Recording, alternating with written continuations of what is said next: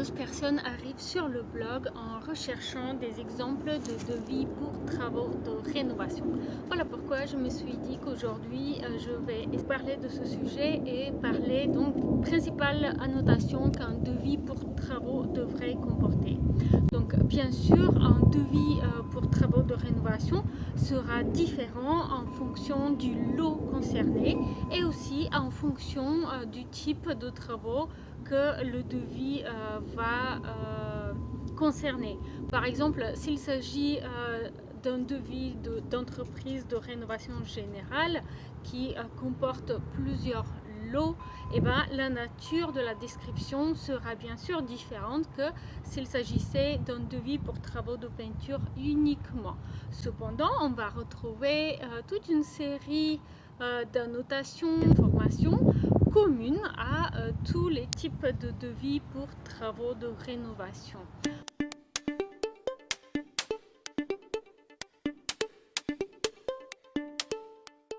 Donc, tout d'abord, le devis travaux doit préciser le nom de l'entreprise qui va adresser l'offre, aussi l'adresse de cette entreprise, son immatriculation. Le devis va comporter également la date d'émission et puis une durée de validité. Bien sûr, le devis va également préciser le nom et l'adresse du client, l'adresse du lieu des travaux s'il est différent de l'adresse du client, et puis écrire de la manière la plus précise possible les travaux à réaliser. Bien sûr, il est parfaitement normal que le devis de travaux comporte également des mentions relatives au paiement de la facture, les conditions de paiement d'acompte.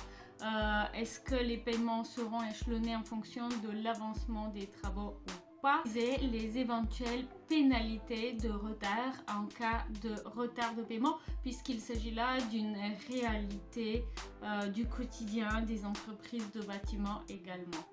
Il faut savoir qu'une fois signé, le devis pour travaux va devenir un document contractuel. Ça veut dire qu'il va être le document qui décrit la prestation réalisée pour un prix donné par l'entreprise et pour le particulier. Les travaux qui ne sont pas décrits dans le devis ne sont pas compris dans l'offre. Il ne faut donc pas s'étonner si ces travaux sont l'objet d'une surfacturation par rapport à un devis initialement proposé par l'entreprise. Pour que l'on puisse chiffrer de manière précise les travaux à réaliser, eh ben, il faut avoir également un projet bien ficelé. Et ce projet donc va être décrit avec des plans, avec des coupes, avec des élévations, mais aussi avec une description quantitative des travaux à réaliser pour que l'entrepreneur ou l'entreprise de bâtiment puisse comprendre quels sont les travaux à réaliser. Voilà pourquoi il est conseillé pour les projets plus conséquents de faire appel à un architecte ou à un maître d'œuvre qui va réaliser pour vous le dossier de consultation des entreprises permettant de faire un chiffrage de qualité. Pour les travaux plus limités, bien sûr, vous pouvez faire appel directement à une entreprise de bâtiment. Le devis pour travaux va préciser le taux de TVA applicable pour les travaux de rénovation prévus. En effet, les travaux peuvent faire l'objet d'une TVA à taux réduite et cela doit être mentionné dans le devis.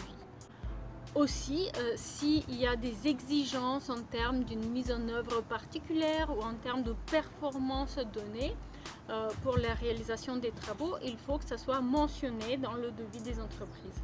Par exemple, si vous envisagez de toucher une aide pour des travaux de rénovation énergétique qui impliquent une résistance thermique donnée des parois, de la toiture, eh ben, il faut que ça soit mentionné dans le devis, la résistance thermique pour laquelle le devis est chiffré. De la même manière, si l'obtention de ces aides est soumise à condition de la mention RGE des entreprises, et ben, le devis doit comporter la mention RGE si l'entreprise l'a bien sûr.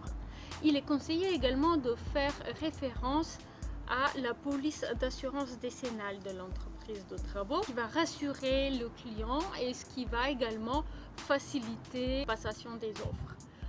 Il est important également d'apporter tous les éléments qui peuvent permettre aux futurs clients de se renseigner sur l'entreprise, comme par exemple faire apparaître le site web de l'entreprise ou ses profils sur les réseaux sociaux afin que le futur client puisse s'y rendre et consulter des exemples de réalisation précédents. Je vous rappelle également que si vous cherchez des entreprises de bâtiments, vous pouvez vous rendre dans la description de cette vidéo pour déposer vos demandes. Si vous êtes artisan de bâtiment, il y a une page spécialisée pour vous également. Rendez-vous dans la description pour découvrir le service d'apport de prospects proposé par le partenaire commercial du blog. J'espère que vous avez apprécié cette vidéo dédiée à mentions et informations qui doivent apparaître sur un devis pour travaux d'entreprise de bâtiment. Si j'ai oublié quelque chose, n'hésitez pas à apporter votre grain de sel dans les commentaires. Ce sera sans doute profitable pour la communauté. Si vous avez apprécié la vidéo, donnez-moi un petit coup de pouce bleu, ça me fait toujours plaisir. Abonnez-vous à la chaîne et j'espère qu'on va se retrouver très prochainement en ligne sur cette chaîne ou sur mon blog logementecoresponsable.com. Merci, à très bientôt. Au revoir.